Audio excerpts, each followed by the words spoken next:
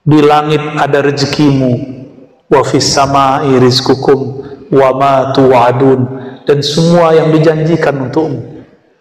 Percaya nggak sama Al-Quran? Saya benar.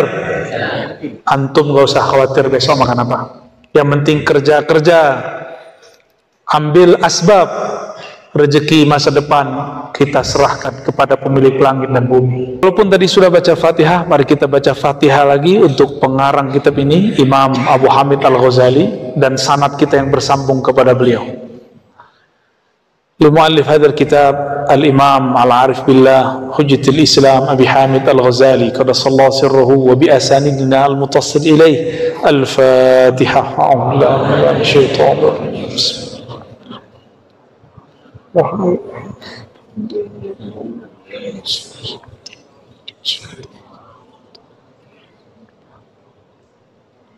Amin. Ya.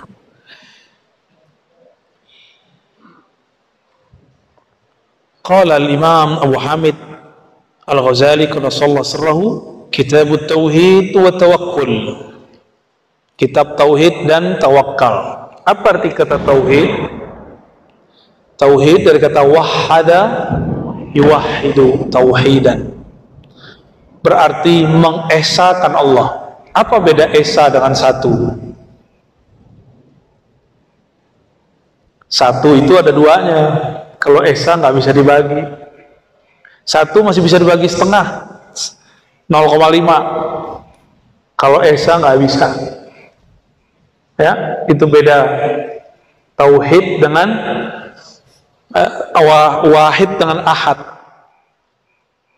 Beda wahid dengan ahad. Ini secara bahasa. Beda lagi nanti secara ilmu ma'rifat. Ahad itu zatnya, wahid itu sifat dan asma'nya. Gitu. Ya, nanti ada penjelasan ke sana.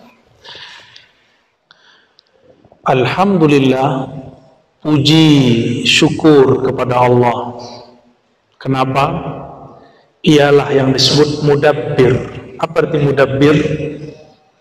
Yang mengatur, yang mengurusi dua alam besar yang disebutkan di sini. Alamul malak, jadi yang pas bacanya malak ya. Alamul malaki wal malakut. Malak berarti alam nyata. Bisa lihat saya? Bisa dengar suara? Oke, coba sentuh teman sampingnya. Antum di alam ini nggak coba sentuh? Ada? Maka alamul malak itu alam yang bisa diindrai dengan 5 panca indera. Panca kan 5 ya? Ya, bisa dilihat, bisa didengar, bisa dirasakan, disentuh, dicium baunya. Disebut dengan alamul malak. Yang kedua, wal malakut, dan alam malakut. Malakut ini alam para malaikat. Disebut kerajaan malaikat-malaikat ahli zikir. Jadi Sayyidina Nabi SAW, jika ruhnya naik ke alam malakut, kalau turun maka beliau mengajarkan zikir. Muncullah subhanallah bihamdi, subhanallahil azim, subhanallah dzil izzati wal jabarut, subhanallah dzil izzati wal kibriya. Nah, itu semua zikir-zikir malaikat yang kita baca. Bedanya apa? Satu malaikat, satu zikir. Kalau kita, satu orang bisa baca zikir. Benar. Jadi ketika Nabi naik ke alam sana, Nabi melihat di langit ini ada zikir subhanallah, ini alhamdulillah, terus sampai ke atas. Itulah yang disebut subhanallah walhamdulillah tabla'ani ma bainas samai wal ard. Subhanallah dan alhamdulillah itu memenuhi antara langit dan bumi. Maksudnya kalau ada orang zikir subhanallah manusia, itu langsung dikerubungi oleh malaikat. Jika zikirnya sendiri, maka malaikat yang datang cuma malaikat-malaikat munfarid. Jika zikirnya jama'i, maka malaikat berjamaah datang dan mengatakan, halummu ila hajatikum, wahai sahabatku para malaikat. Ini malaikat ngomong sesama mereka, hajat kalian ada di sini. Maka ta'amul malaikah at-tasbih wat takbir wat tahmid wat tahlil. Jadi makanannya malaikat bukan makanan fisik, makanannya adalah zikir yang dibaca. Maka di mana ada orang berzikir, itu malaikat ikut menyantapnya. Tapi yang menyantap adalah ruh malaikat. Ruh malaikat itu nggak makan seperti kita, tapi dia senang girang. Karena malaikat bukan makhluk yang seperti kita yang makan minum secara fisik. Jadi ungkapan ta'amul malaikah bukan berarti malaikat makan, ini istilah aja. Seperti orang mengatakan makanan hati, makanan pikiran, bukan berarti makanan fisik. Ya, istilah-istilah ini sering dipelesetin oleh orang yang tidak paham. Sama seperti Imam Sya'rani mengistilahkan Abu Ruh, Bapak Ruh. Banyaklah kiai-kiai sekarang yang protes dengan istilah itu, padahal itu istilah di kitab-kitab lama. Ya, Bapak Ruh, Induk Ruh, itu biasa. Setiap kita ini kan punya nasab, benar gak? Nasab biologis, bin. Tapi kita mesti punya nasab ilmu, itu yang disebut nasab ruh. Ada yang lebih alim dari Imam Ghazali di sini? Nggak ada ya, termasuk saya nggak. Saya ini kuku juga Ghazali juga masuk. Imam Ghazali buang ingus, mungkin ingus itu saya. Betapa hinanya dibandingkan Imam Ghazali, nggak ada apa-apanya. Imam Ghazali masih punya mursyid, dan ditulis namanya di kitab Ihya, namanya Al-Imam Abu Ali Al-Farmadi. Di beberapa cetakan ditulis Abu Ali Al-Farmazi. Imam Abu Ali Al-Farmazi ini gurunya beliau itu namanya Imam Abul Qasim Al-Qushairi, penulis kitab Ar-Risalah Al-Qushairiyah. Nggak puas ngaji ke Abul Qasim, beliau pindah kepada Abdul Khaliq Al-Karkani. Dari merekalah Imam Ghazali mendapatkan sanad thariqah. Makanya Imam Ghazali itu zikirnya yang paling banyak dipakai dua, zikir Allah, Allah, dan la ilaha illallah.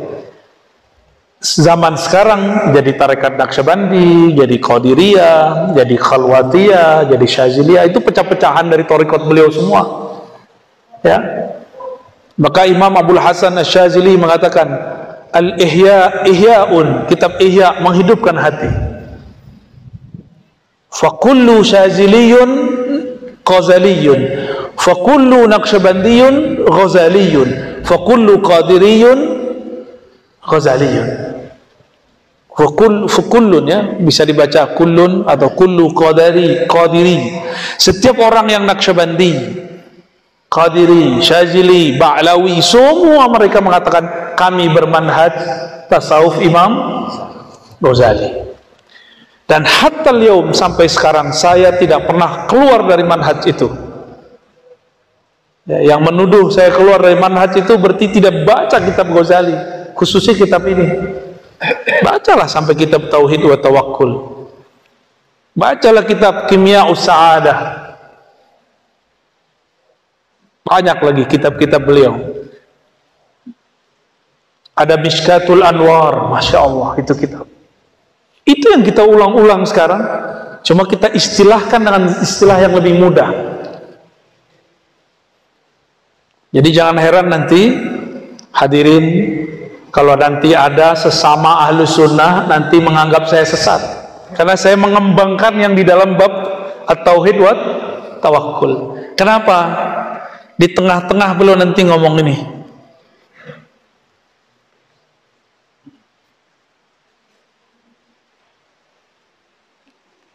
Kalau di kitab ini 330 beda tuh ya.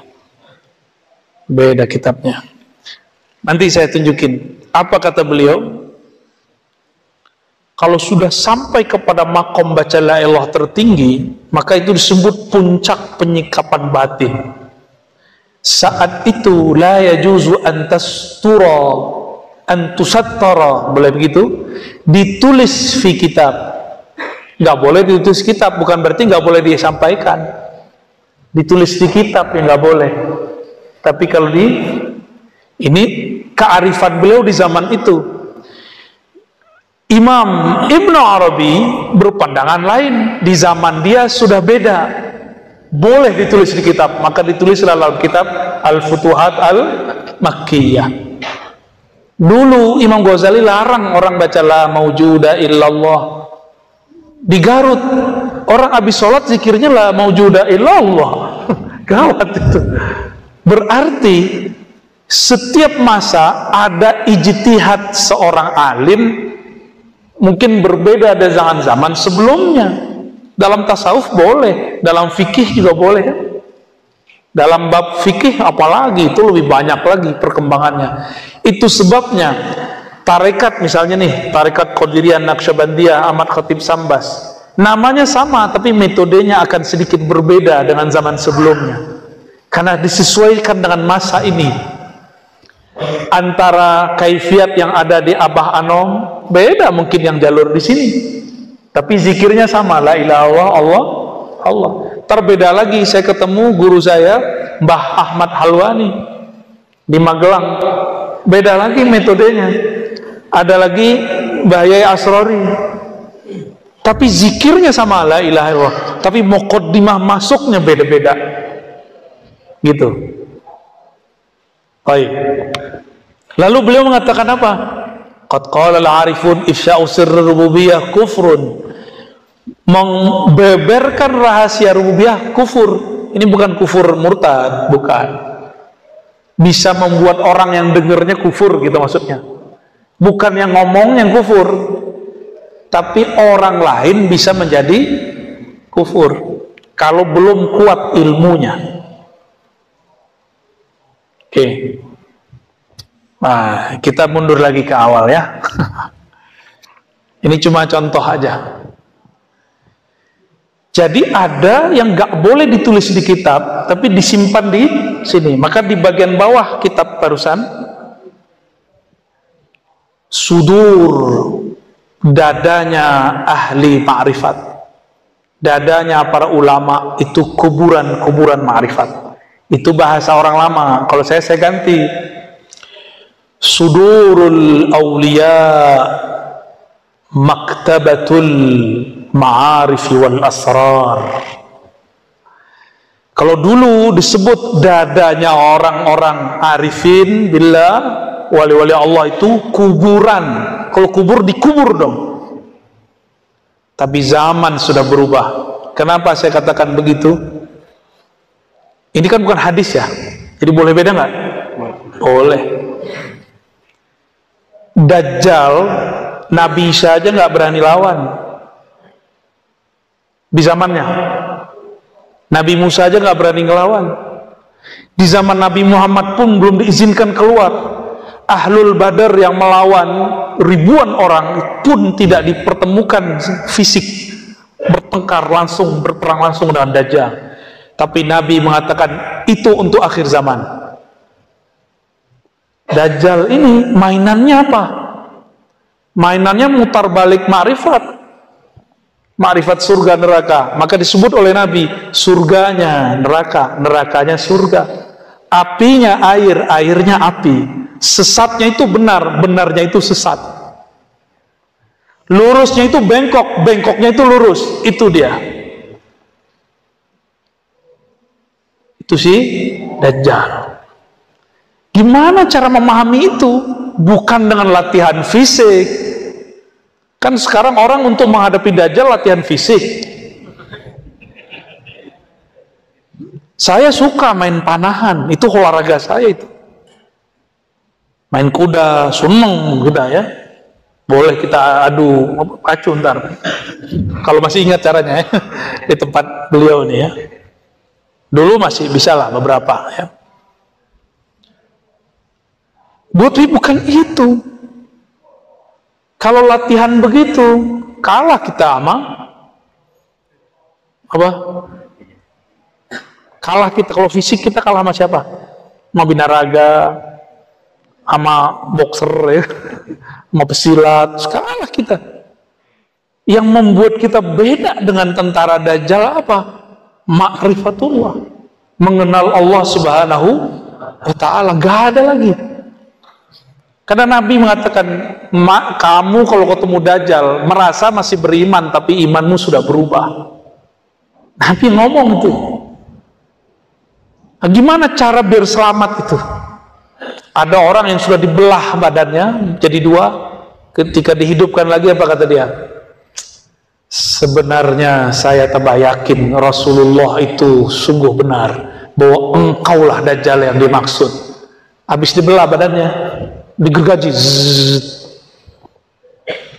Jadi Dajjal itu dapat asma, menghidupkan yang mati, mengendalikan hujan. Dapat asma dia, walaupun yang dia hidupkan itu bukan manusia, tapi itu jin atau apalah, kita nggak tahu, nggak ngerti kita. Sakti. Nanti antum kira Dajjal itu Mahdi. Orang-orang nanti akan mendaulat. Dajjal itu Al-Imam Al-Mahdi Al-Muntazor, yang ditunggu-tunggu, karena dia bisa ngomong makrifat juga. Gawat itu.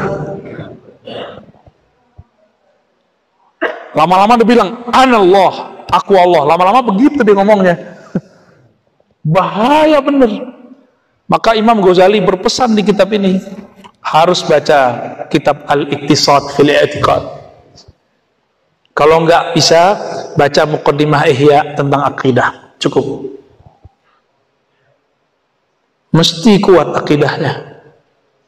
Ya, nggak ada yang ngantuk nih. Itu ada di nanti doang. Al-munfarid bil izzati wal jabarut arafi lis sama' bi ghairi imad, al-muqaddir fiha arzaq al-ibad. Lihat langit, langit ada tiangnya nggak? Kok nggak runtuh? Siapa yang mengangkatnya? Allah. Di sana Allah sudah tulis rezeki kita.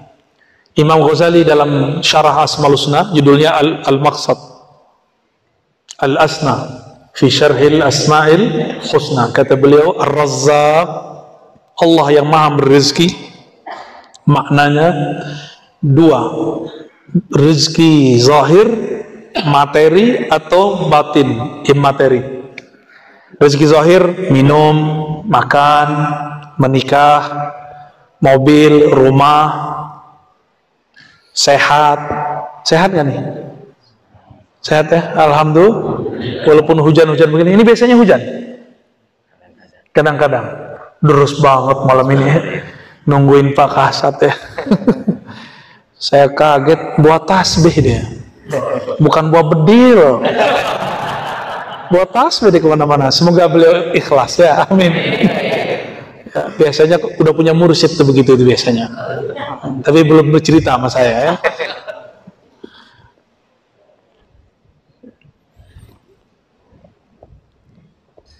Ini langit yang di atas kita disebut as-sama'ud dunya. Langit bumi, langit dunia. Hati-hati, di situ ada kerajaan syaitan. Dulu syaitan itu bisa tembus sampai jauh, dan mereka punya tempat nongkrong. Ya, kafe lah kalau bahasa sekarang. Nongkrong dia, ngapain dia nongkrong? Dengerin gosip makhluk langit. Kok dia bisa tahu? Karena dulu rajanya setan alias iblis yang bernama, ada nama pangkatnya di surga, Haris. Ada nama malaikatnya, Azazil, itu nama malaikatnya. Tapi nama aslinya bukan itu, nama aslinya Ihyas atau Iyas. Di kitab tuh Iyas, yang berputus asa. Bukan Ilyas, bukan. Aisun, berputus asa. Ada yang bacanya Ahyas, Ihyas. Saya nggak tahu mana yang tepat ya. Tapi kalau dalam bahasa Arab, ini kan bahasa lama sebelum bahasa Arab malah. Ternyata dulu terjadi kiamat, meteor turun. Itu semua jin itu bertubuh fisik. Disebut Banul Jan. Mereka nggak boleh lagi nginjak bumi. Maka mereka pindah ke pohon-pohon, ke gunung-gunung, ke laut-laut. Maka di laut selatan ada bukan aneh ngomong. Kalau ke gunung ada lagi, kalau ke pohon ada lagi. Itu bukan khurafat, itu asli. Cuma dalam bahasa lokal disebut dengan nama yang berbeda-beda. Tapi ingat, mereka sudah tidak punya hak menjadi khalifah di muka bumi. Maka kita nggak boleh takut sama mereka, tapi nggak boleh takabur juga. Gitu aja udah. Nabi Adam turun, itu udah kisah panjang, udah ribuan tahun kejadiannya di surga. Ternyata iblis dulu namanya siapa? Iyas atau Azazil. Dia setiap naik pangkat itu diajarkan zikir oleh Jibril dan semua malaikat. Naik ke langit 2, langit ke langit 3, suluk berkhalwat di setiap langit. Canggih nggak? Canggih. Antum belum ada yang naik ke langit kan? Maka sama iblis gampang dia apa-apain.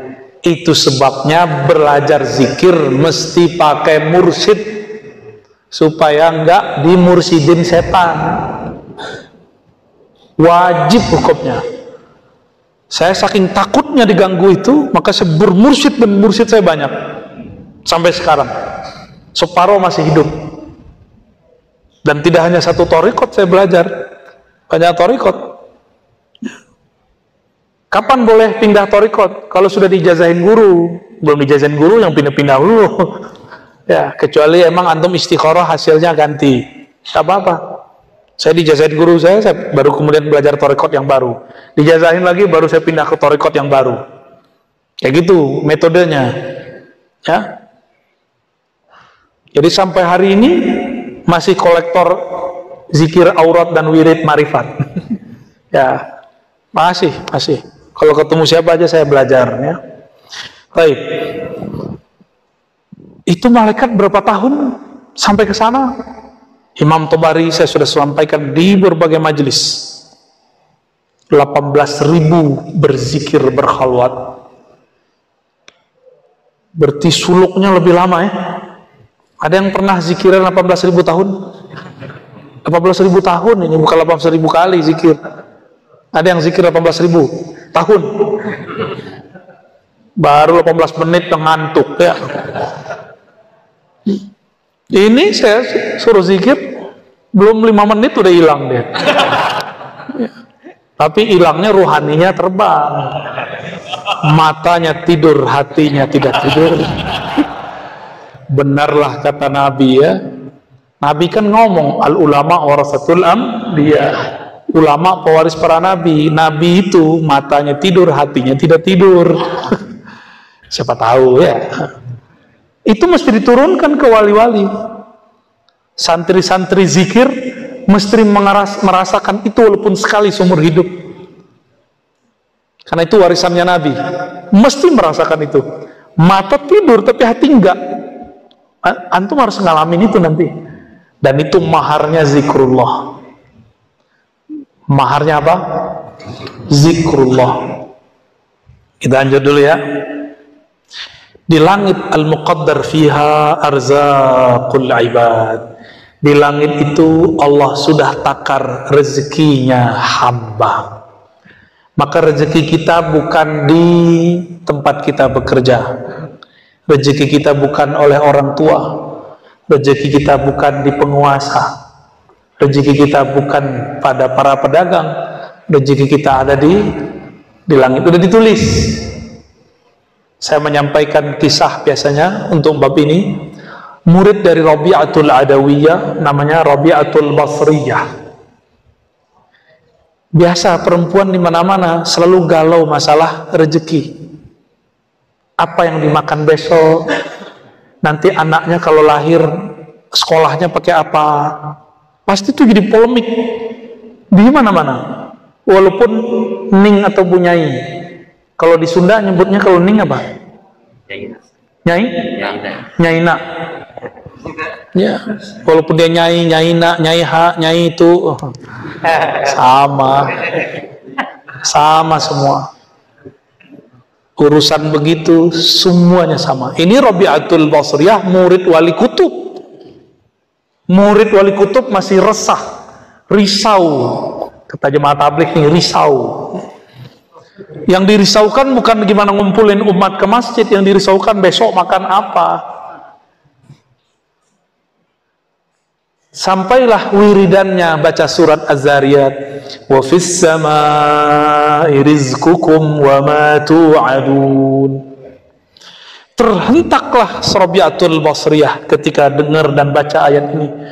Oh, di langit sudah dijamin ya. Di langit ada rezekimu. Wa fis samaa'i rizqukum wa ma tu'adun, dan semua yang dijanjikan untukmu. Percaya nggak sama Al-Quran? Saya benar. Antum gak usah khawatir besok makan apa. Yang penting kerja-kerja, ambil asbab. Rezeki masa depan kita serahkan kepada pemilik langit dan bumi. Al-yaum nudawiluha bainan nas. Hari keberuntungan itu Allah gilir aja. Giliran dapat bersyukur berbagi, giliran gak dapat ya urut-urut dada lah. Baik. Jadi yakin kepada Al-Quran, jangan pernah meragukan rezeki dari Allah. Yang penting ambil asbabnya. Dagang-dagang, ngajar-ngajar, ngantor-ngantor, apa terserah. Yang penting harus ada asbabnya. Selevel Nabi Muhammad SAW, itu tangannya chipnya surga, fingerprint surga dia tangan Nabi. Wallahi, apa yang beliau mau lewat tangannya selesai. Tapi ketika musim perang, paceklik, habis semua bahan, Nabi mesti ada asbab. Maka dikumpulkan air, dikumpulin cuma saja satu gayung. Nabi begini kan, keluar air dari tangannya. Tetap harus ada asbab.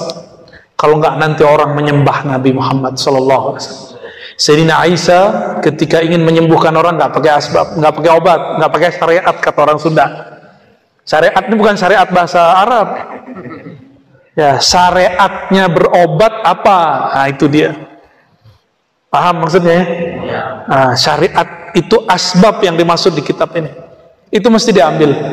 Kalau nggak nanti orang akan jumawa. Gua mah nggak perlu kerja, rezeki datang sendiri. Tuh, sombong dia nanti. Padahal pengen tawakal. Ya, yang ada namanya takasul, bukan tawakul. Males, bilang aja males, ya nggak usah bilang tawakal. Baik, alladzi sarrafa ayuna dzawil qulubi wal albab, yang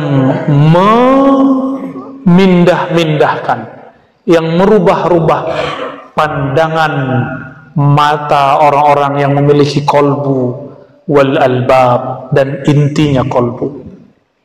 Jadi kolbu itu masih ada intinya lagi, namanya fuad. Di dalam fuad ada lagi lub, dalam lub dalamnya sir. Itu Allah yang mindahin. Allah yang mindahin, bukan guru, bukan mursyid, tapi lewat mursyid. Mesti ada, kalau nggak iblis itu yang bekerja. Ya. Dari mana kolbunya supaya berpindah dari memandang makhluk, memandang asbab kepada pencipta asbab. An mulahazatil wasaiti wal asbab ila musabbibil asbab. Dari memandang nasi yang mengenyangkan.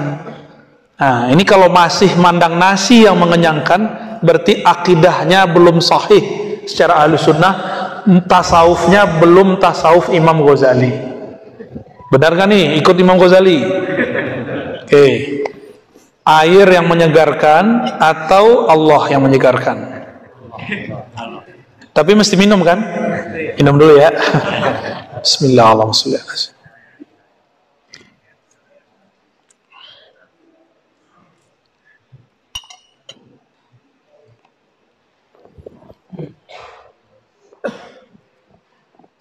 Ketika terbersit di hati, ini sudah inti kitab nih. Saya baru baca mukadimah, tapi inti kitab ini.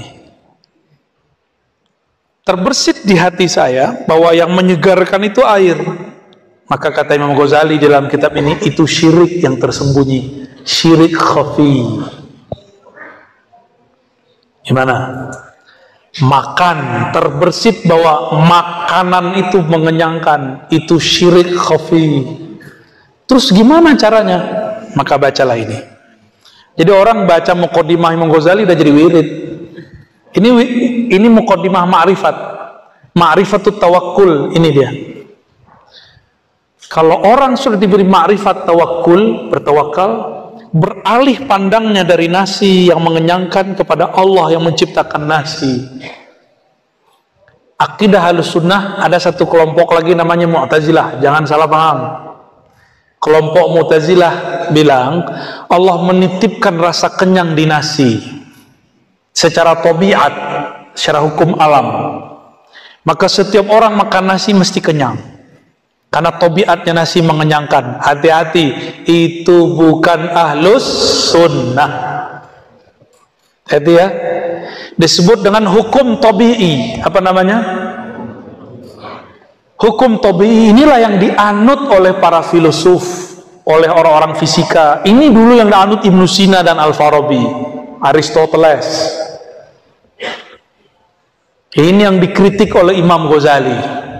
Maka Imam Ghazali membersihkan akidah Ahlussunnah dari pandangan-pandangan filsafat yang menyimpang. Jadi filsafat ada yang menyimpang, ada yang benar. Jadi gimana? Obat, apa ada kesembuhan di obat? Banyak orang berobat gak sembuh. Allah tidak menitipkan kekuatan kesembuhan pada obat. Ini akidah Ahlussunnah. Tidak menitipkan secara tabiat kenyang dalam nasi, segar dalam air. Kalau nggak percaya, lihat orang mau sakaratul maut, minumnya banyak nggak berhenti, tapi dia nggak segar-segar. Udah pernah lihat?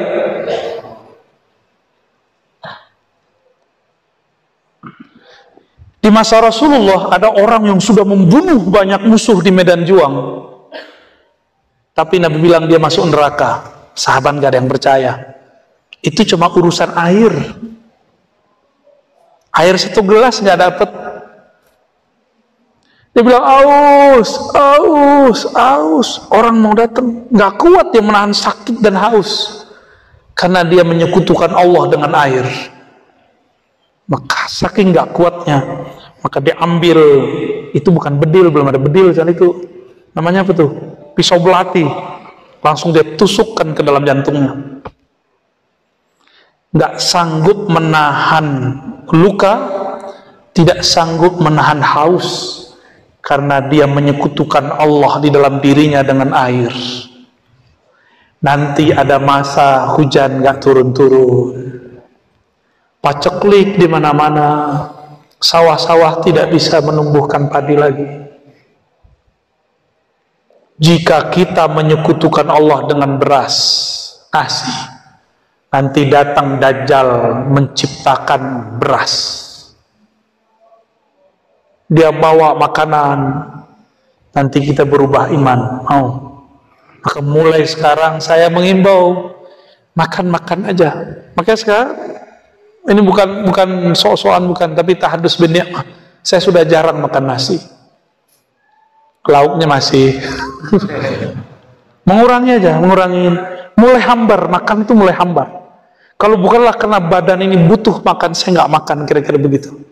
Udah mulai begitu rasa hambar mau makan. Tapi kadang-kadang balik lagi ke ahwal manusiawinya, makan lagi. Apalagi orang Sunda kan punya nasi enak tuh, apa namanya? Siliwet, nah itu berarti arozinya lagi muncul tuh. Alhamdulillah kemarin ya. Alhamdulillah. Seandainya nggak ada air, nggak ada nasi, terus ada orang bawa itu, berubah nggak keyakinan kita? Maka nanti ada masa kita kenyang tanpa makan, karena sudah mengenal siapa yang mengenyangkan. Kita akan segar tanpa minum, karena sudah mengenal siapa yang menyegarkan. Siapa itu? Allah. Itu makna kalam. Jadi Imam Ghazali buat mukaddimah, itu isinya kitab. Maka nanti mungkin malam ini cuma mukaddimah aja kita baca, sama loncat satu bab, satu fasal, ya,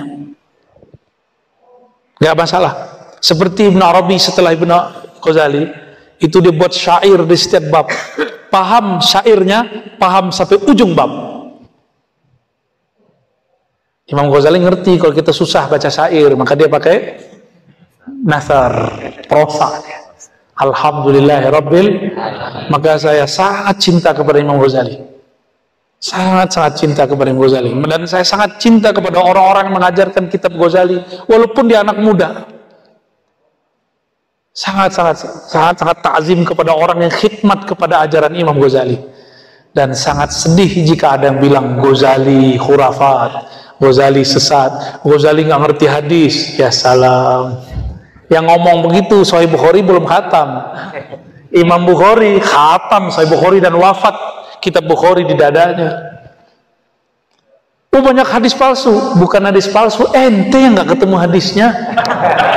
Saya ketemu hadisnya. Ini ahli hadis, ini santri hadis saya, 4 tahun dia ngaji hadis sama saya, bahkan lebih, kan ngabdi beberapa tahun.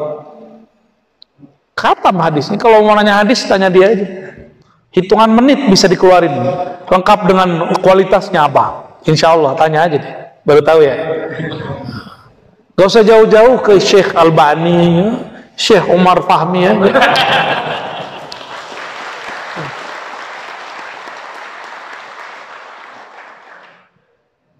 Kenapa jadi tepuk tangan begitu? Bid'ah. Allahumma sholli ala Muhammad.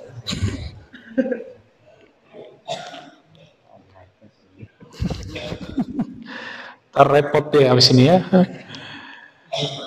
Masya Allah. Ya, syukran. Allah lah yang mengangkat himmah. Bahasa Arabnya himmah itu semangatnya ruhani, ingin mencapai makom yang tinggi, disebut himmah. Contohnya nih, kan lagi sibuk kerja nih, terus ngomong, ya Allah, coba kalau saya libur, saya akan ngaji kepada para ajengan, para kiai. Itu namanya himmah. Terus pas liburan malah nginep di villa, berarti himmahnya jatuh. Gitu. Kata kawan, coba kalau saya kaya, saya akan bantu orang. Kaya lah dia, beli mobil, lupa. Kejadian kan di salah satu wilayah di Jawa Timur, mendadak jadi miliarder. Kejadian, lupa. Kenapa nggak berbagi? Berbagi, jadikan modal seharusnya. Tapi mau gimana lagi? Nasi sudah jadi bubur. Benar ya? Kejadian. Biasanya begitu. Biasanya kejadian begitu. Itu himmah, pengen mengamalkan sesuatu yang mulia, ketika terjadi malah nggak melakukannya. Namanya sukutul himmah, gugurnya himmah. Ya. Nah, yang mengangkat himmah itu siapa? Dari memandang makhluk ila anil iltifat ila ma'ada, lalu berpaling dari selain makhluk, berpaling dari selain Allah, itu pasnya. Ila ma'ada wal itimat ala mudabbirin siwa, dan bersandar hanya kepada berpaling dari bersandar kepada selain Allah. Dulu saya pernah kerja, dan saya mengira tempat bekerja itu yang memberi saya rezeki. Ada setahun saya dikontrak dulu. Ketika kontraknya habis, itu saya ingat anak. Lihat wajah anak, saya nangis. Ya Allah, bulan depan saya kasih apa anak saya makan? Padahal bulan depan belum nyampe. Udah galau aja. Padahal belum tahu juga, siapa tahu kiamat besok ya kan? Ini namanya tulul amal, tolol amal. Amal bukan amal, amal itu angan-angan, cocok logi. Siapa tahu kata tolol dari situ ya kan? Kiai-kiai kalau canda kan lucu-lucu. Tulul ente, tulul jadi tolol. Tulul amal itu. Besok belum jelas ada kok, masih udah galau aja. Bahkan 1 detik setelah ini kita nggak boleh galau, apalagi 1 hari, apalagi 2 hari, apalagi 1 bulan. Gak usah dipikirin, itu wilayahnya Allah. Wilayah Allah jangan coba-coba dimasuki. Masih gaib sama kita. La ya'lamul ghaiba illallah, kecuali dikasih tahu, disirkan Allah dalam kalbu kita. Jangan coba-coba masuk. Suatu kali Imam Abu Yazid Al-Bustami, wafatnya sama dengan Imam Muslim, pengarang Sahih Muslim, 261 Hijriah. Beliau ini kan makmum biasa, subuh dia sholat, habis sholat dia zikir. Abu Yazid ini kalau zikir masih sampai syuruk, sampai terbit matahari baru dia beranjak. Bahkan kalau lagi asik ma'rifatnya, diteruskan sampai ke duha. Lagi asik diteruskan sampai zuhur. Melihat pola hidupnya begini, berarti dia kalau punya kerjaannya ditinggal. Ini bukan untuk ditiru ya. Ini Abu Yazid kan wali kutub, antum wali kutub kupret. Wali daya. Anda baru dengar istilah begitu. Imam masjid, hafiz Quran, hafiz sunnah, mengerti fikih, jago ilmu akidah. Melihat dia, Pak Yazid, bi ayyi syai'in taqutu hadzal yawm? Kamu makan apa hari ini? Ngejek. Orang kerja ke pasar, ente di sini. Orang kerja di ladang, ente di sini. Makan apa ente hari ini? Diejek sama Tuan Imam. Kalau Pak Imam nyebutnya sini apa? Apa? Pangersa Imam? Pangersa. Oh ya, saya waktu di Sukabumi itu dipanggil Pangersa, kaget. Pangersa itu orang mati bukan? Bukan, ternyata Pangersa penghormatan yang mulia. Sempat kaget, Pangersa. Kirain almarhum. Salah paham saya. Harus kursus lagi berarti. Pangersa Imam ngomong, Pak Yazid, ente makan apa, sarapan apa pagi ini? Orang kerja ente malah di sini. Kira-kira begitu kalau diterjemah. Abu Yazid itu udah syuruk, langsung berdiri, kata beliau, sholat diimami oleh orang yang tidak percaya Allah yang menjamin rezekiku ke langit, tidaklah sah. Maka aku ulang sholat qodaan.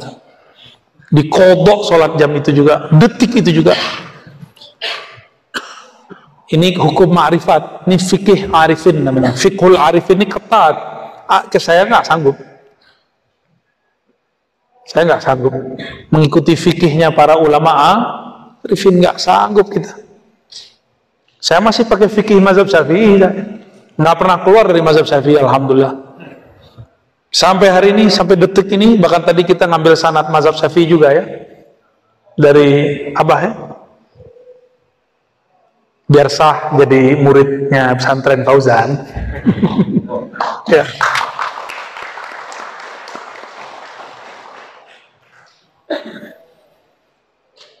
Imam Abu Yazid menganggap sholat tidak sah dipimpin oleh orang yang tidak yakin bahwa Allah Maha Razzaq. Beratnya tuh. Maka antum jangan sok-sokan ngomong ma'rifat lah ya.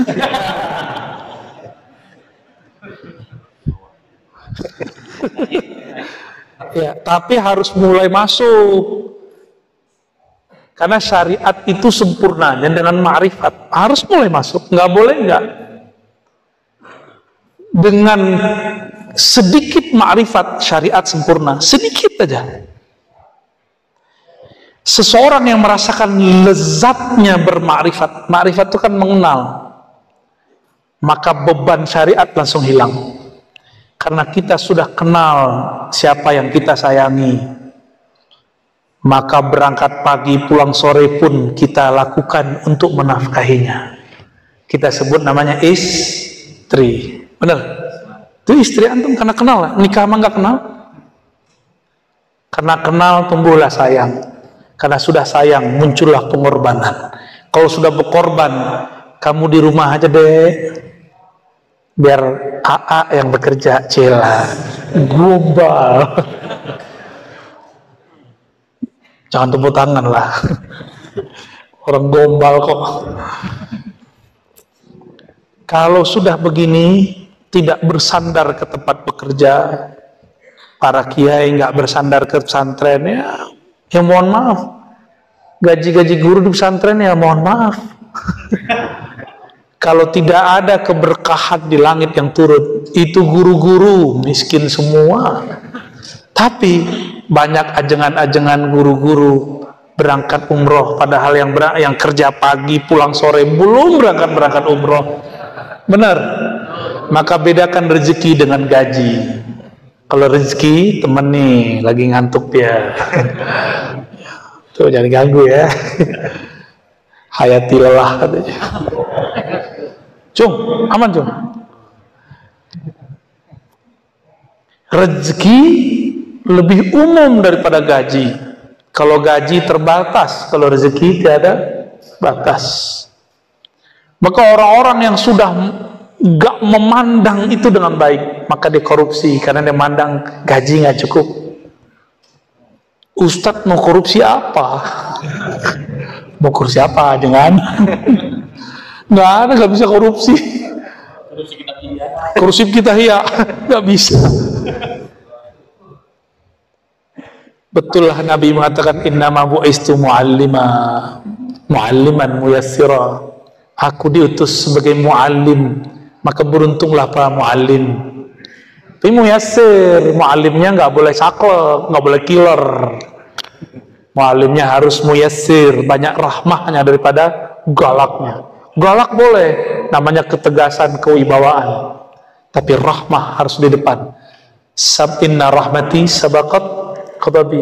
Allah aja ngomong, rahmatku lebih dulu dari murkaku. Karena rahmat itu sifat zatnya, sedangkan murka bukan. Ada gak nama Allah Ghadban, Ghadub, Mughdib? Ada gak? Kalau Ghafar, Ghafur, Ghafir, di Quran ada 3. Ada kan? 3 kan? Ghafir, Ghafar, Ghafur. Pengampun, penghapus dosa-dosa kita. Tapi kalau untuk memarah nggak ada. Yang ada cuma muntakim. Muntakim itu maklum. Mawantakim kamu jahat, Allah jahat. Bukan itu terjemahannya. Salah itu. Allah, kamu berbuat salah, Allah akan balas kesalahanmu. Ya. Kalau Allah jahat kan sesat juga tuh terjemahannya. Astagfirullahaladzim. Asyhadu an la ilaha illallah asyhadu anna rasulullah. Ulang syahadatane. Ini adab kalau salah menyebut ma'rifat harus syahadat ulang. Nggak boleh nggak, harus syahadat ulang. Salah nih nyebut tentang Allah, Allah nggak adil, langsung syahadat ente. Batal sudah itu. Abu Yazid seperti itu tapi lebih tegas lagi. Dia kan pengen ngomong, kan nggak enak ngajarin imam. Cukup dia mengatakan, oh dalam hati, Pak Imam, pangersa imam nggak percaya toh Allah jamin rezeki saya. Dia cuma percaya Allah jamin rezeki orang kerja. Padahal wa ma min dabatin fil ard illa 'ala Allah rizquha. Apa dia nggak percaya ini? Itu pikirnya Abu Yazid. Abu Yazid ngomong sama hafalannya nggak bagus-bagus amat, tapi ngerti ada ayat ini. Tidaklah ada yang berjalan di muka bumi melata kecuali Allah menjamin rezekinya. Masa Pak Imam yang hafiz nggak ngerti ayat ini? Berarti dia kurang yakin. Udahlah, saya ulang sholat aja deh. Gitu. Imam, Abu, maka jadi sufi itu berat. Sampai sekarang saya belum berhasil jadi sufi. Wallahi, sampai hari ini saya belum berhasil jadi sufi. Saya cuma pecinta sufi. Jadi kalau ada yang nulis As-Sufi ya Razi Hasim, wah itu bagi saya itu penghargaan, pujian yang nggak pantas. Karena itu gelar wali-wali arifin billah. Kecuali kelompok seberang, menyebut sufi pakai kata dajjal, ya. Masa sufi disebut dajjal? Itu penghinaan bener itu. Bagi saya sufi itu pasti wali, nggak ada sufi yang dajjal. Nggak ada sufi yang dajjal, nggak ada sufi yang fasik, nggak ada. Kalau fasik, fasik aja, bukan sufi. Sufi itu man kamula nisabu imanihi wa islamihi wa ishani. Yang sempurna bagian Islam, iman, ihsannya baru sah disebut sufi. Saya belum sempurna, lagi belajar, pengen sampai kepada kesempurnaan. Tentu kesempurnaan hanya milik Allah. Maka ilmu ma'rifat sampai mati nggak ada habisnya. Masuk surganya masih cari ma'rifat loh. Percaya nggak? Ayatnya apa? Wujuhu yawma idzin nadirah ila rabbiha nazirah. Memandang kepada Allah itu ma'rifat. Seberapa ma'rifat dia di bumi waktu dia hidup, sejauh itulah kemampuan dia mampu memandang kepada Allah Subhanahu wa ta'ala. Maka wajib belajar ma'rifatullah, bukan sunat. Jadi belajar tawasawuf itu wajib.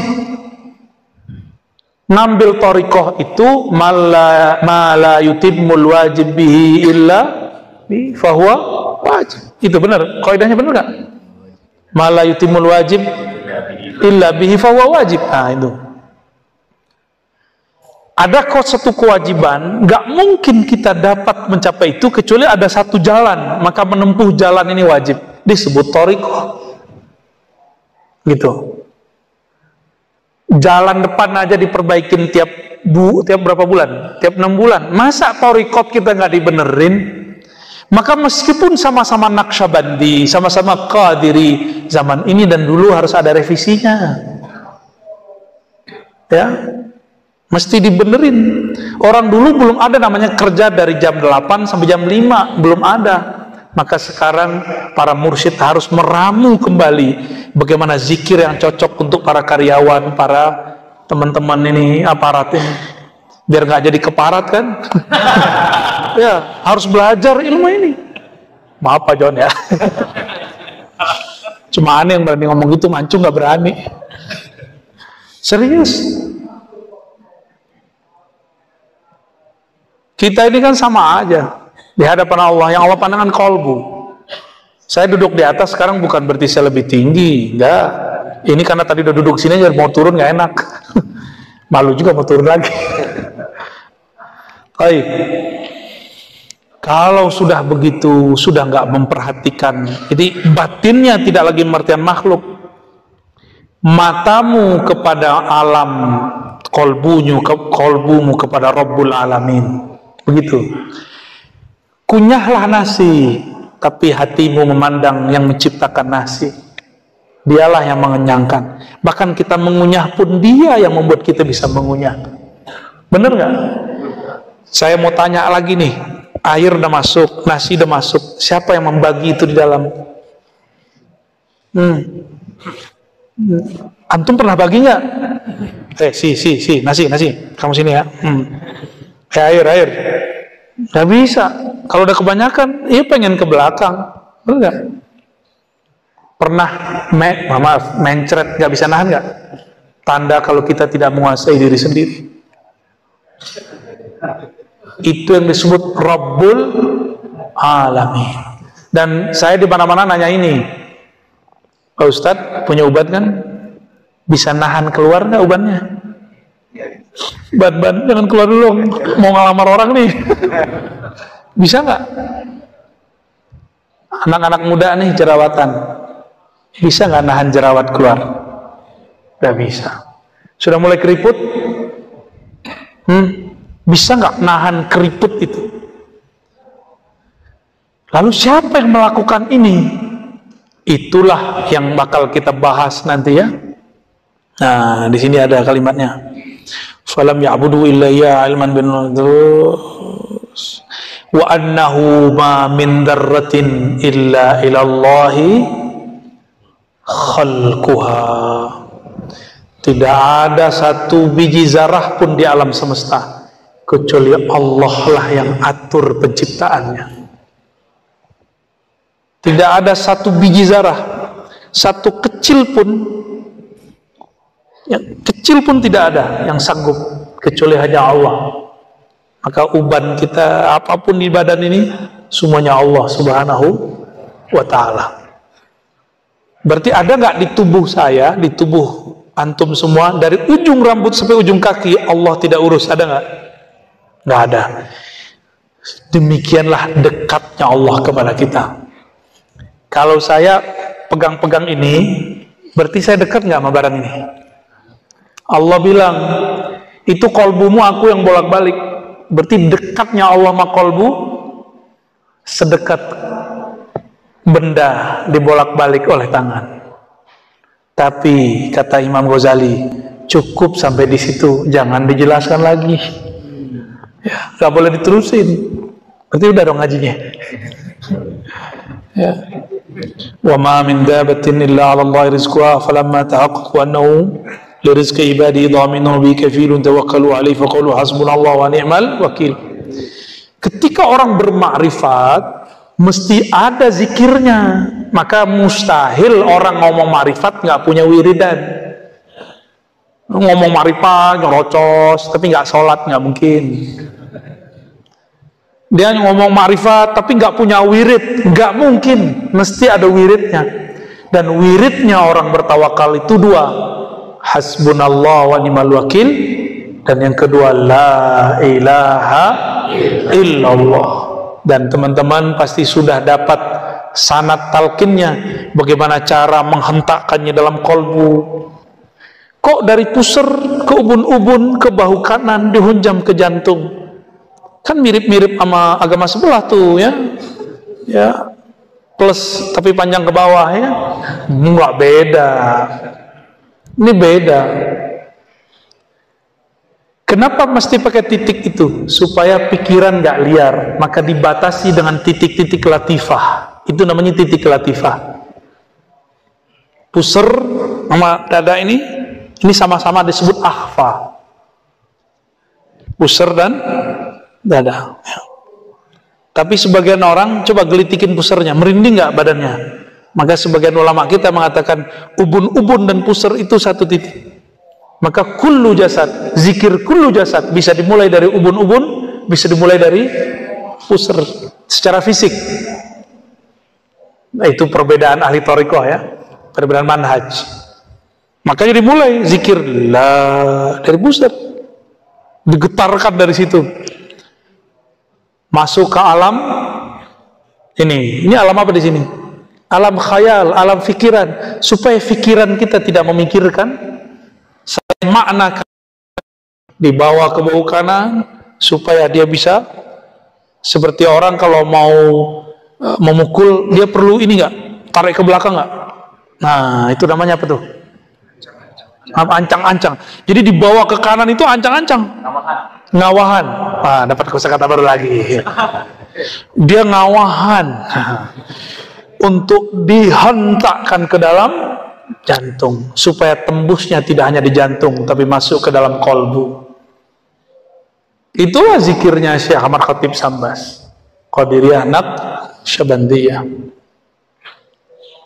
Sudah tenang kolbunya, dihentak, cukup zikir khafi, habis kalimah, sisalah ismul jalalah, Allah, Allah, Allah.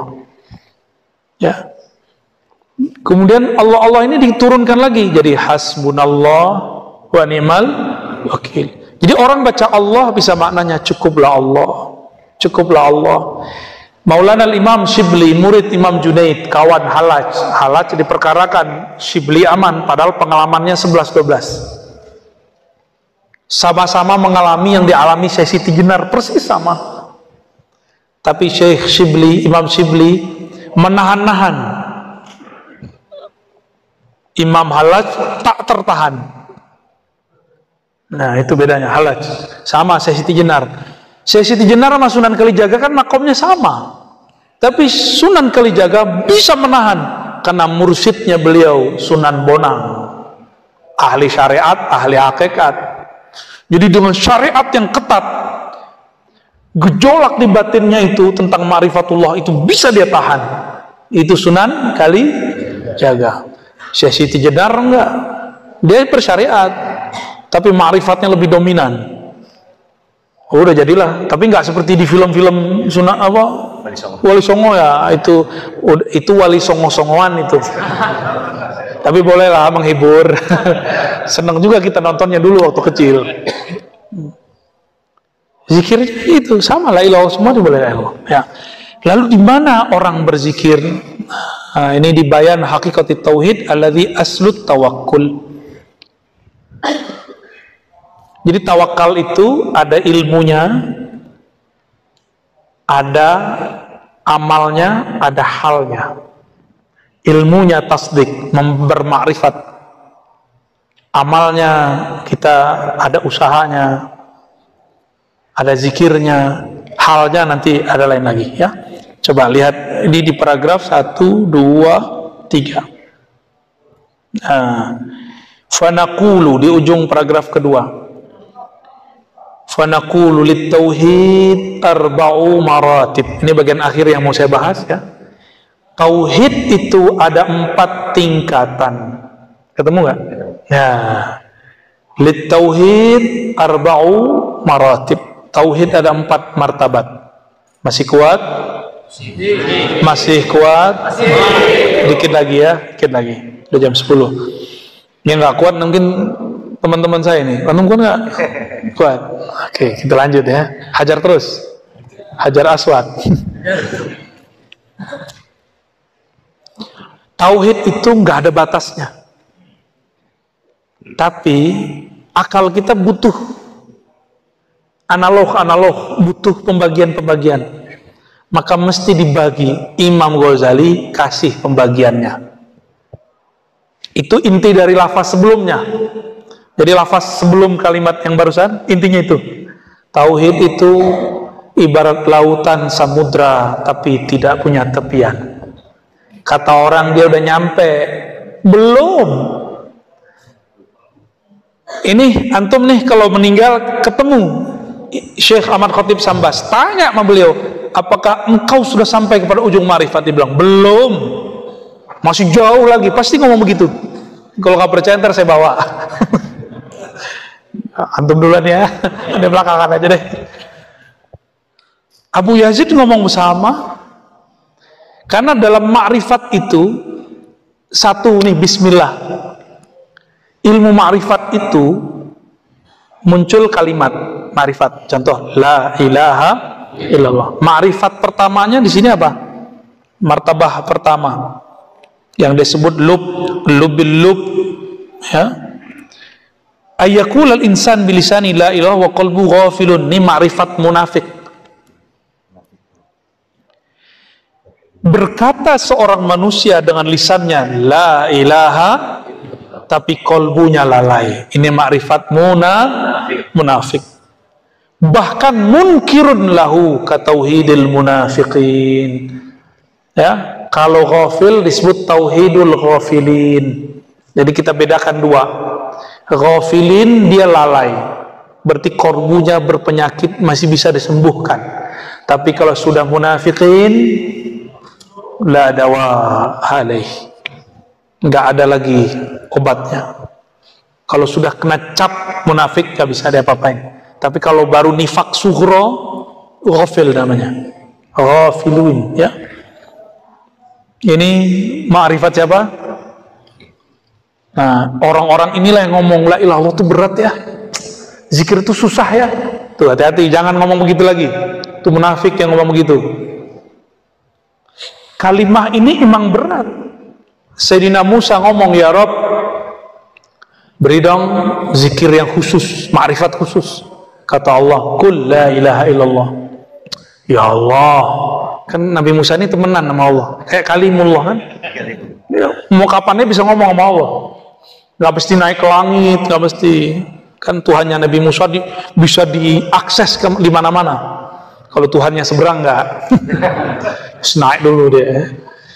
Apa kata Nabi Musa? Ya Allah, tak khusni, khususkan dong, khususkan nih berzikrin, zikir khusus dong. Apa jawaban Allah?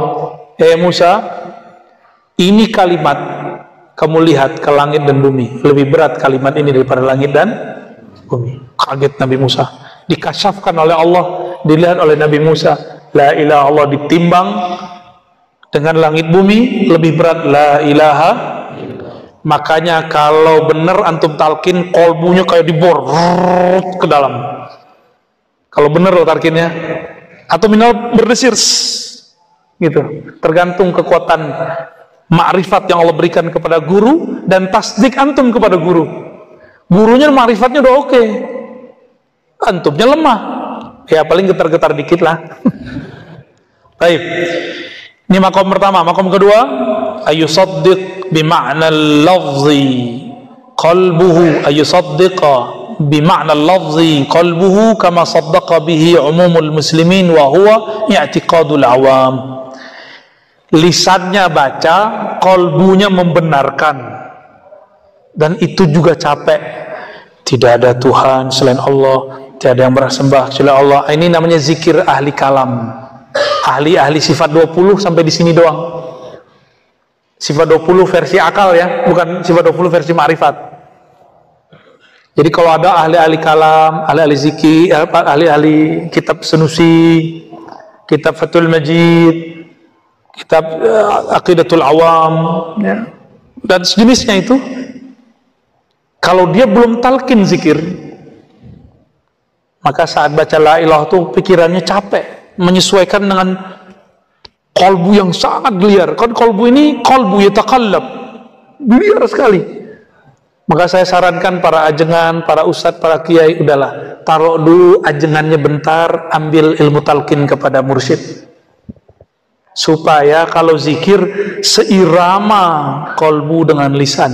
Lebih dulu kolbu atau lisan? Aslul kalam ma fil fuad.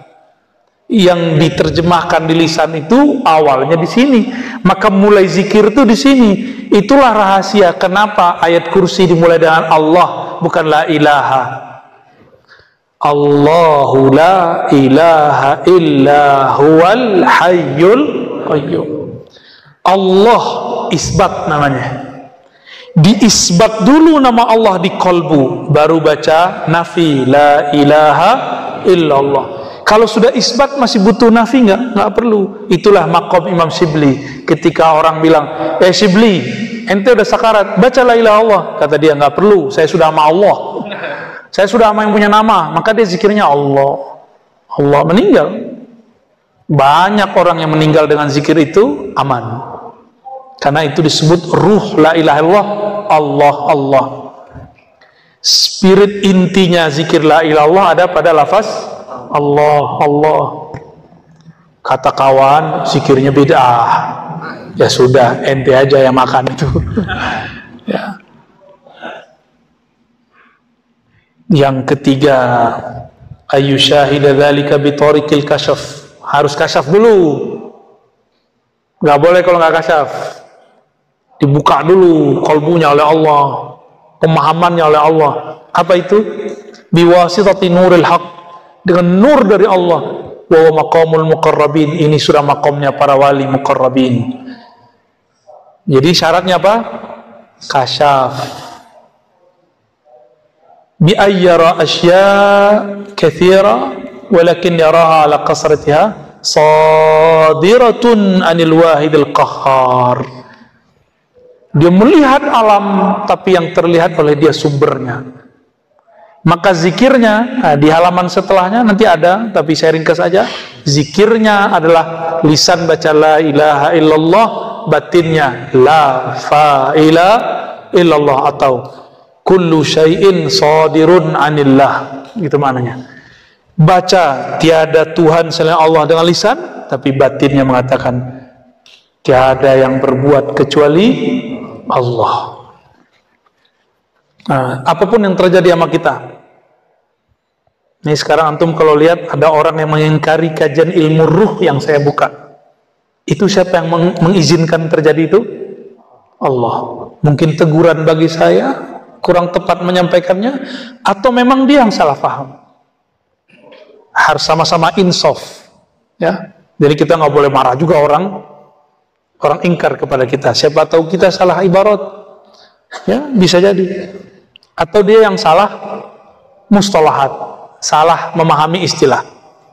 Ya. Jadi kita nggak boleh mengatakan ini apa. Kita lihat peran Allah di situ. Ciri-ciri orang yang sudah sampai di makom ini insaf. Apa arti insaf bahasa Arab? Sadar diri. tidak pernah menyalahkan orang. Biasanya begitu. Mulai muncul kesadaran batin. Dan yang kedua, rahmah. Orang ini rahmahnya lebih besar daripada buhutnya, bencinya. Orang ini husnuzonnya lebih tinggi daripada su'zonnya. Nah ini. Dan orang-orang makom ini tidak berbicara kecuali dengan ma'rifat. Ini aja sudah 7 samudra, nggak habis-habis menceritakannya. Tapi kita cut sampai di situ. Dan terakhir Ghazali mengatakan, alla yara fil wujudi illa wahidan. Ini makamnya disebut siddiqin, tusammihi sufiyah al-fana' fit tauhid. Bihaitsu la yara min haitsu la yara illa wahidan fala yara nafsahu aidan. Makanya Imam Ghazali nggak pernah mengkafirkan Hallaj ini.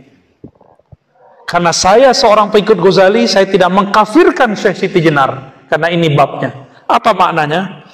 Makom yang keempat itu, ketika dia baca la ilaha illallah, maknanya tiada yang dia pandang di alam ini kecuali hanya sang, bukan ahad, wahid. Ya? Wahid itu manifestasi apa? Terjemahan manifestasi atau apa itu Aceh Umar? Pengejawantahan. Pengejawantahan Allah Al-Wahid yang Maha Satu, bukan ahad. Kalau ahad, itu lebih gawat lagi. Itu nomor 5. Kan ini masih 4. Ini kalau saya tambahkan, boleh ditambahkan. Itu nomor 5. Tapi enggak, kita tahan-tahan dulu. Ditahan-tahan dulu. Tuh, udah kebuka dikit kan. Ilmu ma'rifat berkembang terus. Nggak ada yang nggak berkembang. Berkembang terus.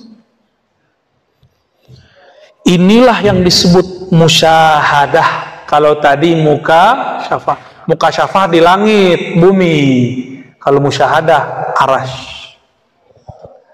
Disebut siddiqin. Maka orang ini, mau dia bergelimang maksiat apapun, pasti Allah selamatkan nanti. Ya. Li'annahu min haitsu la yara illa wahidan fala yara nafsahu aidan. Orang ini, jangankan makhluk, dirinya aja dia nggak lihat. Inilah makomnya Al-Hallaj, Syekh Siti Jenar. Maka Al-Hallaj nggak lihat dirinya. Maka yang ngomong anal haq bukan dia saat itu, tapi lidahnya dipinjam oleh sang dia, Allah Subhanahu. Maka itu disebut wajhur rububiyah. Rububiyahnya Allah bertajalli pada tubuhnya, bukan pada tubuh, pada dirinya Hallaj. Ghazali faham itu. Maka Ghazali, kalau boleh dikalamkan, Ghazali ngomong begini, seandainya aku qadi, pejabat zaman itu, aku tidak akan fatwakan sesat Al-Hallaj. Aku tidak akan bunuh Al-Hallaj. Al-Hallaj itu gawat tuh bunuhnya. Tangannya diikat, kakinya diikat, ini diikat, bukan hanya disalib. Udah berapa ikatan tuh? Kuda, pancung 5, darahnya menyebar kemana-mana. Ini baru benar, darahnya harum. Kalau yang ono kan khurafat. Ini asli. Imam Shibli saksinya. Imam Shibli kan nggak bohong, bahwa darahnya masih terdengar oleh ahli kasyaf, berbunyi Allah, Allah, Allah. Karena cintanya Al-Hallaj kepada Allah sudah mendarah daging, maka nama Allah tempat mengalir, nama Allah itu dalam tubuhnya. Allahnya nggak dalam tubuh dia, nggak. Allah kan nggak bertempat. Ini makomnya ini fana. Setelah fana kan ada bako. Hallaj itu masih di fana terus, belum ke bakoknya. Guru dia Al-Junaid di bakok. Maka gurunya bilang, maka bakoknya orang syariat, fana itu orang hakikat. Digabung disebut Al-Muhammadi. Ya, makanya Imam Ibrahim Al-Khawas kata Sya'rani Al-Muhammadi. Syariat dan tarekat hakikatnya stabil, balance. Ya. Hallaj itu lagi duduk begini, dia lihat muridnya ada yang mewarisi Nabi Isa, dia panggil, kamu Isa. Jadi dia nggak menyebut orang. Salah fahamlah para pendengar, dikira itu reinkarnasi. Padahal dia nggak ngomong reinkarnasi, dia ngomong kamu pewaris Nabi Isa, tapi dia bilang langsung kamu Isa, kamu Musa, kamu. Itu kejadian pada zaman Al-Hallaj. Disebutkan kisahnya oleh Imam Zahabi dalam Syiar A'lamin Nubala. Imam Zahabi punya dua pendapat, ada yang baiknya, ada yang negatifnya. Wah, ini panjang kalau diceritain, saya tutup aja deh.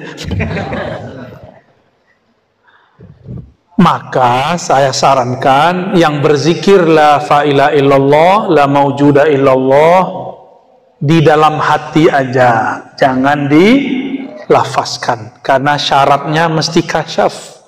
La ilaha illallah harus kasyaf.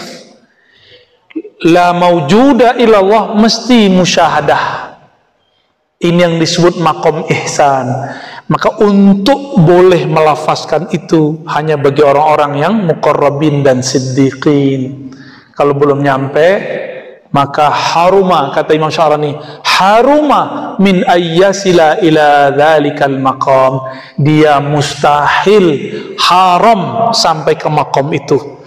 Jadi nggak boleh bilang la maujuda illallah kecuali sudah sampai di maqam itu.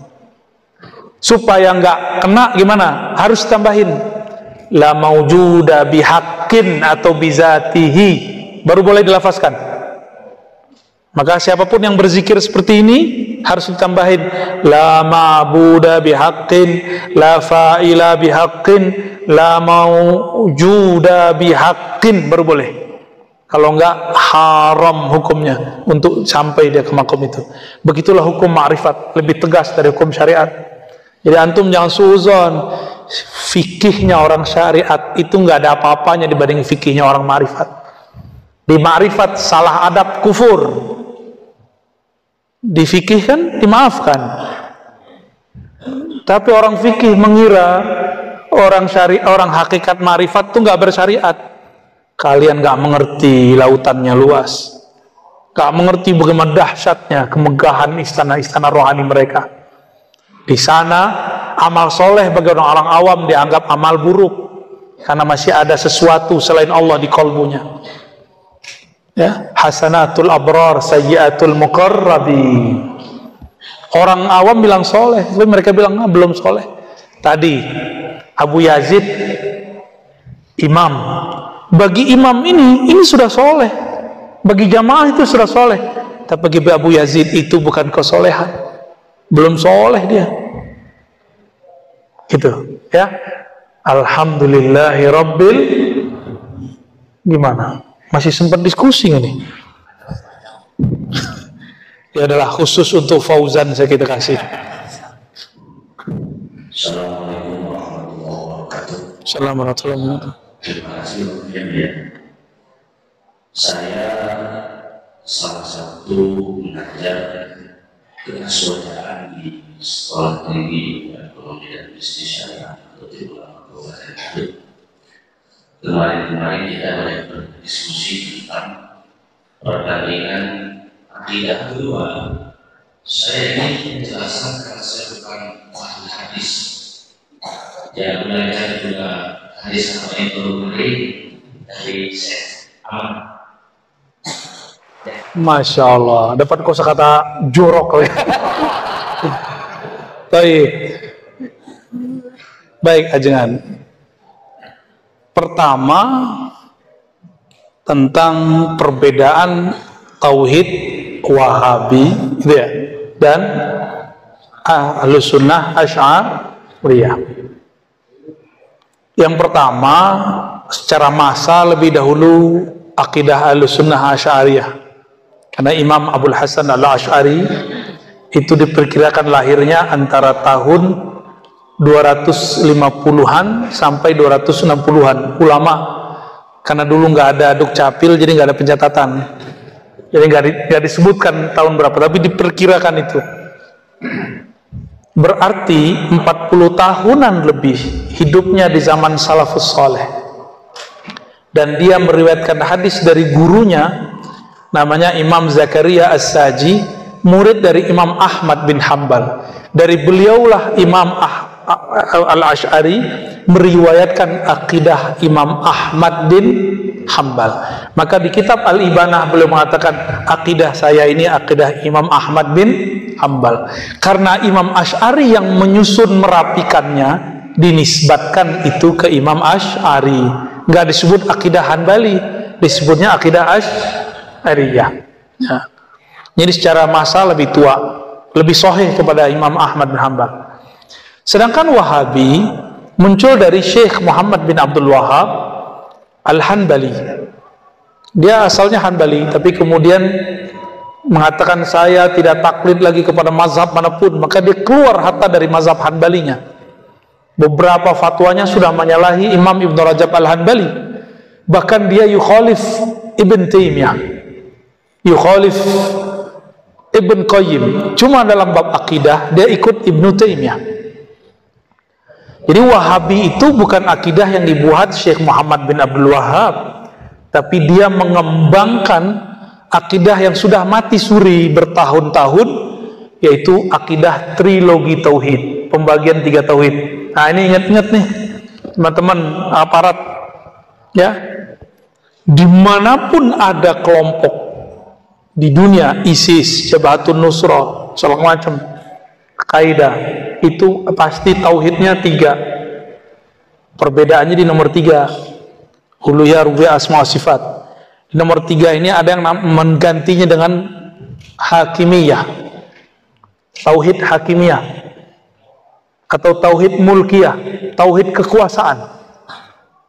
Ini karena banyak juga yang mengamal, yang berkeyakinan 3 ini, dia cuma pengen bener tapi dapatnya guru begitu, cuma jadi teroris fikih atau teroris fikih, bid'ahin orang mulu kalau masuk masjid. Jadi dia neror orang mulu, bidah. Tapi itu bukan teroris ya, itu bukan, tapi potensinya ke sana sangat kuat. Sangat kuat. Klik dikit kalau nggak punya guru lewat ya. Kita berdoa teman-teman kita yang berkeinginan begitu jangan nyebrang lagi ke sana. Itu gawat itu. Hatta Syekh bin Baz, Syekh Rabi' Madkhali itu yatabarra min haula'i al-khawarij. Itu Syekh bin Baz. Kalau sekarang kan Rabi' Madkhali, itu murid dia yang jadi guru besarnya ISIS. Maka dia yatabarra, cuci tangan, berlepas tangan dari muridnya itu. Jadi ada seorang murid dia, Madkhali ini Salafi Madkhaliyah yang ada di Madinah. Nggak tahu masih hidup apa enggak ya. Nah, apa yang dimaksud uluhiyah, rububiyah, asma sifat? Uluhiyah itu kata mereka, kata Ibnu Taimiyah dalam Majmu' Fatawa dan kitab-kitab akidahnya, keyakinanmu bahwa yang berhak disembah hanya Allah. Maka menyembah Allah itu tauhid ibadah. Kayaknya biasa ya. Ini ada yang belum biasa. Ulang dulu ya. Ini masih sama nih. Yang kedua tauhid rububiyah. Rububiyah ini kata dia tauhidnya para filosof, tauhidnya musyrik, tauhidnya Asy'ari, tauhidnya Maturidi, tauhidnya Batini, tauhidnya Sufi, tauhidnya musyrikin. Ini yang paling aneh. Gimana? Tauhid musyrikin. Itu saya juga ngulang-ngulang baca kitabnya. Tauhid orang musyrik, gimana ceritanya? Itu akibat Ibnu Taimiyah kualat ma'ali mantik. Dia kan mengharamkan memantik, lalu membatalkannya buat kitab baru, Ar-Raddu 'alal Mantiqiyyin. Akibatnya itu, kata tauhid digandeng sama musyrik. Tauhid orang musyrik. Yang belajar mantik gimana? Uslubnya benar gak nih? Kan mantik itu kan logika kata. Kata ini nggak segan, nggak munasib, nggak cocok. Tauhid orang musyrik. Inilah keganjilan syuzuz Ibn Taimiyah yang diambil oleh Muhammad bin Abdul Wahab. Ya ghafarallahu lahuma, semoga Allah ampuni. Mereka kan sedang berijtihad keliru. Tapi kata-kata pedasnya di mana? Inilah tauhid orang musyrik, tauhidnya Asy'ariyah, Maturidiyah sama. Tauhidnya ahli kalam, tauhidnya sufi, tauhidnya falasifah, Aristoteles. Jadi antum yang belajar sifat 20 itu sama kayak orang musyrik tauhidnya versi baru tauhid rububiyah. Itu sebabnya kata Ibnu Taimiyah, kenapa sufi nyembah kubur bisa nyembah Allah, Tuhannya banyak, bisa bertawasul. Bagi Ibnu Taimiyah tawasul itu syirik. Makanya Soleh Fauzan, saya berulang sampaikan, kitab dia diajarkan di pesantren modern di Indonesia sekarang. Saya berharap para kiainya mengkaji kembali. Ini berbahaya para kiai, berbahaya. Nunggu meledak aja ini. Apa kata dia? Tawasul itu syirik akbar. Kalau tawasul syirik akbar, pelakunya kafir akbar. Kan begitu, walaupun dia nggak tulis. Bener nggak? Gawat ini kitab. Mungkin itu kali yang untuk maksud tadi ada Wahabi mengkafirkan Asy'ari, Sufi. Tapi itu oknum ya. Mereka cuma berani sampai di situ. Tapi dia nggak memikirkan akibat ngomong begini. Itu sebabnya di IPB, India, Pakistan, Bangladesh, majelis sholawat yang ada tawasul dibom. Ya. IPB. Itu dibom. Jangan sampai nanti negeri kita begitu, karena negeri ini sekarang menjadi surga sholawat. Sudah dimadinahkan oleh para wali-wali kita ini. Insya Allah dijaga Allah lah negeri ini, berkah sholawat. Berkah sholawat bukan karena ada Densus, bukan karena ada TNI. Serius, aneh ngomong pahit-pahit. Karena berkah sholawat ada kasih sayang dari hati para kiai, diterimalah Densus masuk, ya enggak? Kalau enggak ditolak. Serius, mereka para kiai ini kan dulu sampai semuanya termasuk saya kan dulu berpikir buruk kepada polisi. Hampir semua kita berpikir buruk ke polisi, benar nggak? Tuh kan angguk semua kan? Apalagi orang Garut, aneh tahu lah. Ya punya sejarah kelam dengan aparatur negara. Tapi karena sholawat Nabi itu rahmatan lil alamin, lembut kolbunya, mulai dia berprasangka baik kepada orang, mulai dia mencintai negeri ini. Mencintai negeri termasuk lembaga-lembaga vital di negeri ini.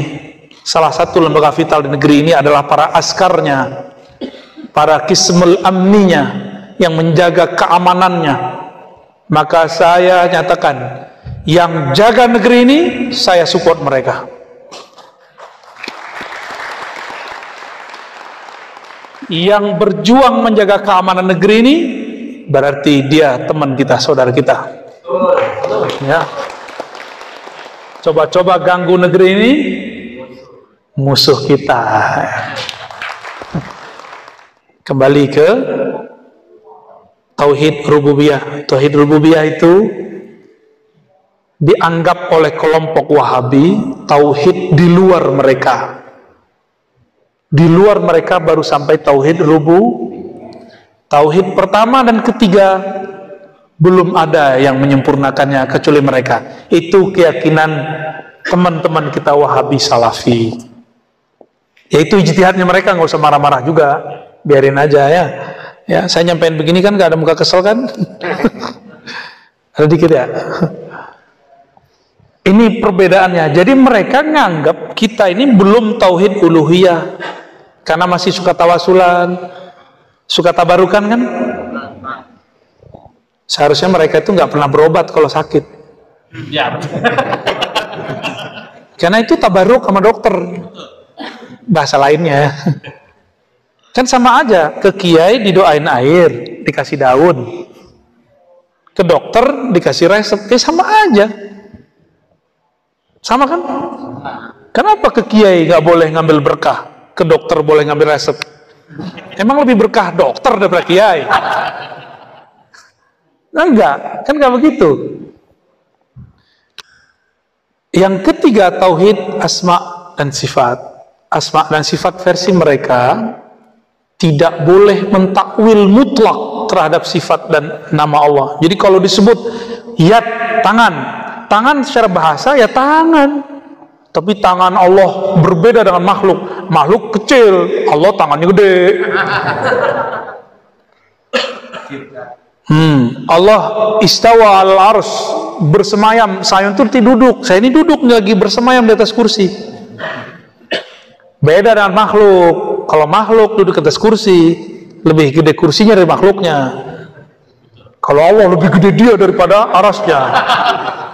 Dia yang gede itu sepertiga malam terakhir masuk ke dalam bumi, masuk ke langit pertama sama dunia. Dulu almarhum Tengku Zulkarnain nyandain tuh. Berarti Allah ngisut dong, nyandain mereka. Ya juga ya, benar nggak? Allah kan maha besar. Di mana kesalahan semua ini? Allah itu wujudnya wujud benda atau bukan benda? Benda bahasa Arabnya jisim. Kullu jismin mutahayyizun, gitu kaidahnya. Setiap jisim mesti bertempat. Kayaknya itu pertanyaan doang nih, antum doang ya. Yang lain gak usah habis. Udah mau habis. Setiap benda mutahayyizun. Setiap jisim mesti bertempat. Malaikat itu jisim, namanya jisim nurani, jisim cahaya. Kita kan punya darah, mereka punya juga, tapi bukan darah fisik, bukan darah air, na'i, darahnya darah nurani. Ini istilah aja, istilah disama-samain, dikiaskan. Mereka punya tubuh juga, makanya disebutkan dalam surat Fatir, uli ajnihatin masna wa thulatha wa ruba. Ya, itu malaikat punya sayap. Ada dua, tiga, empat. Itu bukan ayat poligami, itu bukan. Ya, itu ayat tentang sayap. 2, 3. Jadi 3 di sini, 3 di kanan, kiri. 4 di sini, 4 di begitu, 8 jadinya. Malaikat masih butuh tempat. Tempat yang paling sering dikunjungi majelis ta'lim, majelis zikir. Ke tempat itu kalau orang kasyaf tuh ngeliat tuh ada yang turun naik turun tiap hari. Maka pesantren itu diberkahi karena malaikat naik turun. Tapi tempat yang paling diberkahi lagi, tempat Allah mengejawantahkan nama dan sifatnya, fiilnya, dan itu mesti pada wali atau seorang nabi. Ya, nah, kembali ke sini tadi asma dan sifat. Nah, ini muskilah mereka. Mereka meyakini Allah tidak serupa dengan makhluk, tapi bilang Allah duduk. Itu ditulis di kitabnya. Istawa itu istiqrar julus, ada kitabnya khusus. Jadi mereka nulis bahwa Allah benar-benar duduk, tapi duduknya tidak boleh dibayangkan. Loh, ente ngomong duduk, ya kebayang lama kita. Maka kita sebut ini, kata guru saya Syekh Hasan itu, ini namanya takwil al-fasid. Takwilnya fasid, takwilnya rusak. Mesti dibenerin, diislah. Mesti diislah. Ini tauhid mereka begitu. Maka jangan coba-coba takwil istiwa depan mereka. Oh, bisa dihabisin antum, apalagi dosennya sendiri. Ya, kita pada dosennya. Terus yang kedua tadi tentang baiat ya. Man mata, ada satu versinya, man mata walam yabi' mata maitatal jahiliyah. Siapa yang mati belum berbaiat, matinya jahiliyah. Ini yang ngomong siapa? Yang ngomong siapa nih barusan? Saya. Bukan, saya meriwayatkan hadis. Hadis siapa? Rasulullah SAW, riwayat Bukhari dan Muslim dengan beberapa redaksinya. Nabi itu kadang jadi seorang suami, kadang jadi guru, kadang jadi panglima perang, kadang jadi direktur zakat, kadang jadi seorang pemimpin. Nabi ngomong begini, babnya apa nih? Bab sebagai suami? Itu suami. Atau bab apa? Ngomong begini. Baiat itu sebelum perang, belum perang. Baiat ke siapa? Orang lagi perang terus langsung baiat. Mati duluan. Itu baiat tarekat. Nah, maka baiat ini ada baiat tarekat, ada baiat organisasi,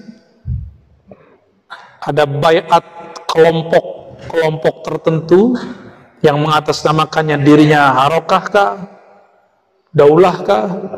Ini banyak macam baiat. Maka di Thariqat baiatnya bukan baiat. Baiatnya Thariqat itu cuma kesetiaan murid mau berguru. Tapi saya sudah hapus itu, walaupun saya punya ijazah thariqat. Bagi saya yang ada sekarang cuma talqin aja, talqin mengaji. Maka thariqat saya salah satu yang paling besar adalah ngaji. Di kemana-mana kita ngaji kitab. Jadi tempat yang paling sering saya kunjungi itu pesantren, karena ngaji kitab. Waktu kita kalau ceramah-ceramah nggak jelas itu ya, ngomong nggak jelas. Nah, dalam hal ini apa makna hadis tadi? Nabi ngomong sebagai seorang amir, sebagai pemimpin. Pemimpin lagi ngomong, siapa yang meninggal, mati, belum baiat kepadaku, gitu maksudnya, maka dia mati jahiliyah. Bukan baiat ke organisasi, bukan baiat thariqat, apalagi ke kelompok-kelompok separatis. Bukan. Yang sekarang mengatakan baiat kepada saya, antum jamin gak bahwa ini mewakili Rasulullah? Mana jaminannya kalau ada? Minimal sanad, bahwa antum bersanad kepada orang baiat sebelumnya. Kami ada namanya al-musalsal bil bai'ah. Musalsal baiat itu ada, di thariqat ada, di hadis ada. Tapi istilahnya beda-beda. Di hadis istilahnya apa? Mungkin dengan yad, bisyabakah, atau bil musafahah. Itu istilah-istilahnya beda. Ada kita musalsalnya, ngambil sanad hadis dari gurunya ke guru begitu. Di thariqat kita begitu. Nggak ada toh?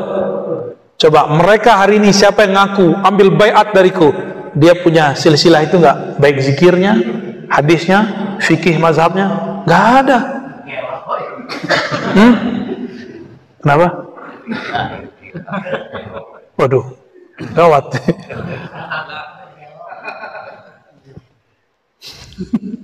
Kayaknya sakit hati juga ya.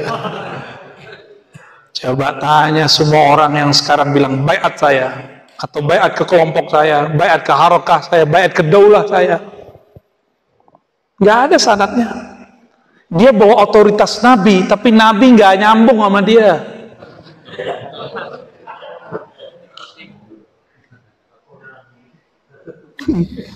Oh, ngaku Nabi. Dia sudah berbohong atas nama Rasulullah. Bukan itu baiatnya.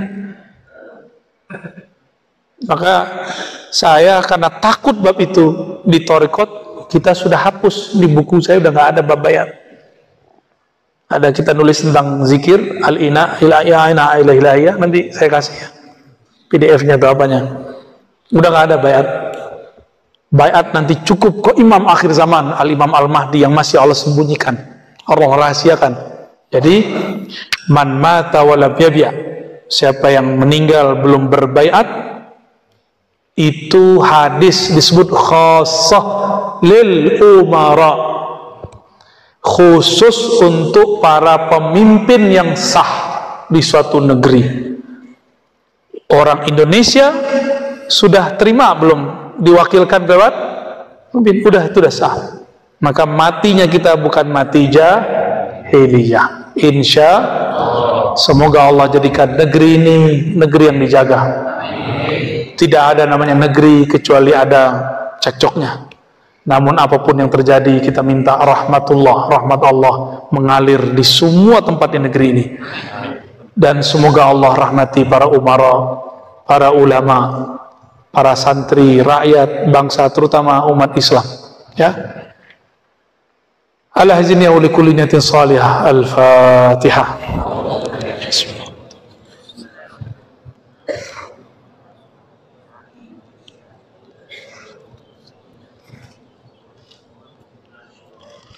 Allahumma rahman rahim ya karim ya azim ya mudabbir al-malakut wal malak. Ya Allah yang maha menguasai alam semesta, menguasai diri kami, menguasai negeri ini, menguasai semua negeri. Ighfir lana wa li umara'ina, ampunkan kami, ampunkan pemimpin kami, ampunkan ulama kami, ampunkan ulama kami yang berselisih, ampunkan umara kami yang terjebak, yang salah dalam bertindak, ampunkan mereka, bimbing mereka ke jalan-Mu. Allahumma salli ala Sayyidina Muhammad wa ala alihi wal mahdi khalifatihi wa sallim. Ya Allah, sampaikan salam rindu kami, salam sayang kami, salam cinta kami kepada baginda Nabi Muhammad sallallahu alaihi wasallam. Wa balligh tahiyyatina wa salamina wa salamana wa salatana ila ruhi sayyidina Muhammad sallallahu alaihi wasallam. Sampaikan ya Allah, meskipun tidak sempurna, salam kami, rindu kami, cinta kami, maaf kami kepada ruhaniah Rasulullah sallallahu alaihi wasallam. Kami belum benar-benar mencintai beliau. Allahumma ya muqallibal qulub, wahai yang membolak-balik hati kami, sabit qulubana ala dinika wa ta'atik, tetapkan hati kami ya Allah menjalani ketaatan kepada Engkau. Wafatkan kami ya Allah dalam ajaranmu, ajaran baginda Rasulmu. Warzuqna ya Rabb ru'yata nabiyyikal Mustafa Muhammad sallallahu alaihi wasallam fid darain.